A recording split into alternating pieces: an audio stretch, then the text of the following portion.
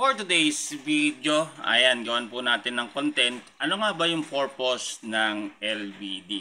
So yung LVD po, ang meaning po niyan is low voltage disconnect. Yan po is ginagamit po para sa battery na pang solar.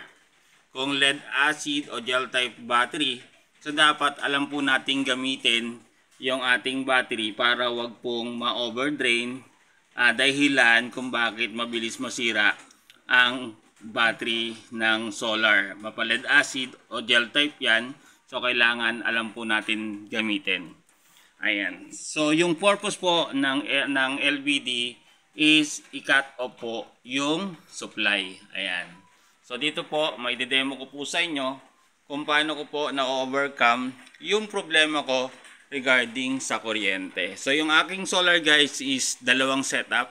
Separate po, hiwalay po yung ilaw at yung ginagamit natin na appliances. Pero meron yung system na pwede niyang hiramin ng ilaw connection, itong pang appliances connection po natin. So meron po yung MTS. Ayan. So dito guys is pwede kong i-divert yung ilaw connection ko at hiramin ko dun sa aking outlet connection. So kapag may bagyo talaga, ito yung nagiging problema po namin, no, na naka-solar. So dapat alam rin po nating i-design. So ngayon, nakikita nyo po dito guys is meron siyang close parenthesis sa ating MPPT. So ibig sabihin yan guys, sinasabi niya na lobat na siya.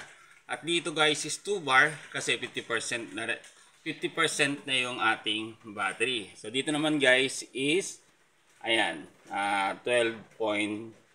So dito guys is makikita rin natin yung percentage. Ayan, 77% yung laman ng ating battery. Ayan. Ayan, so para mapakita ko po sa inyo yung demo is kapag na-meet po nito, kung papansin niyo po, nakasynchronize po to sa ating SCC 12.0, 12.0, no? Ayan. So, ang cutoff po nito is nakalagay po sa 11.8. Ayan, kapag na-meet niya yan, hindi na po siya magsusupply ng supply na kailangan po natin para sa mga 12 volts na ilaw po natin. So yung system po natin guys is 12 volts. Ayan. So dito po is meron tayong wattmeter. Ito po yung indication ng aking supply. Ayan. So 12 volts light connection po natin yan. So ngayon, i-demo po natin. Magbukas po tayo ng ilaw. Ayan. Kapag na-meet niya yung 11.8, ayan, 12.0 po siya, no? Ayan. So, bukas po tayo ng mga ilaw po natin. Ayan. Ayan. Buksan po natin hanggang mag-off po yung mga ilaw. Ayan. So, demo to, no? Ayan. So, dahil napakaganda po ng ating battery, kaya napakakunat niya, no? Ayan. 11.9 po siya, no? Hindi pa siya nag-11.8. So, buksan po na po natin yung ilaw sa kwarto. Sagad po nating buksan lahat ng ating ilaw.